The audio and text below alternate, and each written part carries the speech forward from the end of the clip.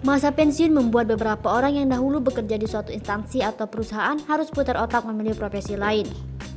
Tak jarang, banyak pensiunan memilih profesi yang sangat jauh berbeda dari profesinya dahulu.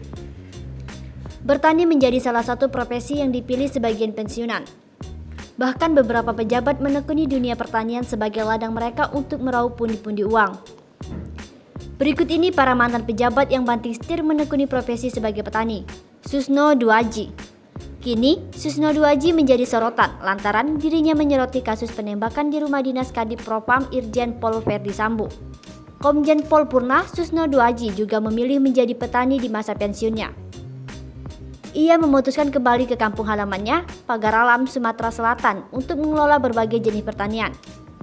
Mulai dari sawah, lahan tembakau, kebun kopi hingga durian telah dikelola oleh mantan Jenderal Bintang 3 ini. Saifullah Yusuf, mantan Wakil Gubernur Jawa Timur, Saifullah Yusuf atau akrab disapa Gus Ipul, juga memilih menjadi petani setelah dirinya pensiun. Ia kini tengah fokus menggarap lahan pertanian. Pertanian mantan Wakil Gubernur Jawa Timur ini berada di Dusun Pajaran, Kecamatan Sukarejo, Kabupaten Pasuruan, Jawa Timur.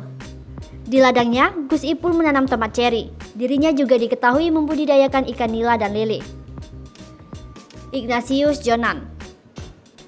Ignatius Jonan merupakan mantan Menteri ESDM yang sudah purna tugas atau pensiun. Dirinya kini diketahui sedang menekuni kegiatan bercocok tanam. Lewat Instagramnya, Ignatius Jonan sering membagikan kegiatannya bercocok tanam berbagai sayuran. Ignatius Jonan menanam 3 jenis sayuran, yakni sawi, salada, dan bayam dengan teknik satu lubang hidroponik. Sayur mayur yang ditanamnya pun membuahkan hasil yang berlimpah. Muazzam merupakan mantan pejabat pemerintah Kabupaten Aceh Barat Daya. Setelah pensiun, dirinya memutuskan untuk menjadi seorang petani.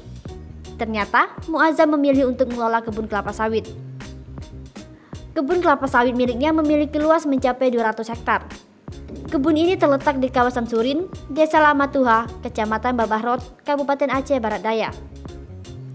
Adolf Yoku merupakan seorang mantan pejabat eselon 2 di lingkup pemerintah Kabupaten Jayapura, Papua.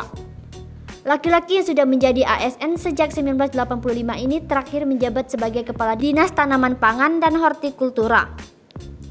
Setelah pensiun pada pertengahan Maret 2020 lalu, Adolf Yoku memutuskan untuk menjadi petani. Dia mengelola 10 hektar lahan untuk dijadikan sawah hingga kebun sayur dan buah. Dirinya juga dibantu oleh kelompok tani Ayo Kerja.